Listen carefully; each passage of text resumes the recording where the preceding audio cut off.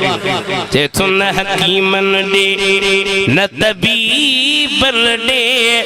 पहुंचायो पाक मदीने में बीमार रोहा जा कुल थी दुसहित माथी दुस चाक मदीने में हाणे बई मस्ताना उथिया त तव्हांखे जज़्बो करणो पवंदो न हकीमन ॾे न तबीबन ॾे पहुचायो पाक मदीने में बीमार रोहा जा कुल थी दुसहित माथी दुस चाक मदी हेॾे होॾे न खणो मूंखे हित को बेला ज असर न कंदो खारायो सुकल मानिए जो हाँ साईं मां असुल हेरा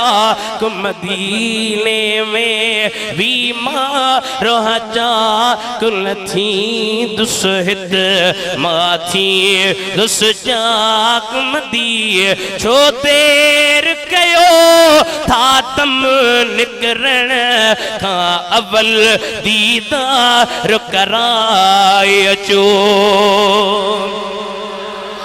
वाह वाह सही तां जो से ऐसी चा कहूं असन बीमार को बाबा बीमारी भड़ियो अंदर जो बीमारी भड़ियो अंदर में बीमारी हसद थो थे न साड़ या बीमारी केर चा कंदो हुजूर साईं नजर करे गंज ॾेई छॾींदो तो साड़ थींदो ई कोन साड़ उनखे थींदो आहे जंहिं वटि कुझु हूंदो कोन्हे साड़ थींदो ई कोन साईं महिरबानी कंदा अंदर जी बीमारी आहे कंहिंजी वेही ओताकुनि ते तूं गिलाऊं थो करी ऐं बीमारी आहे डॉक्टर ज़ाहिरी बीमारी जो इलाज कंदो हसद जो गिला जो बदनज़री जो अहिड़े हिसाब सां कई रूहानी बीमारियूं इन्हनि जो इलाज मदीने में जेथो छो देर कयो था तम निकरण खां अवल दीदार कराए अचो रब जो नालो थव रहायो हली हिकिड़ो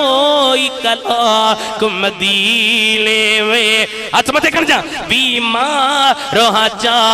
कुल थी दुसहित माथी दुस चाक मदी दरवेश वञे पियो।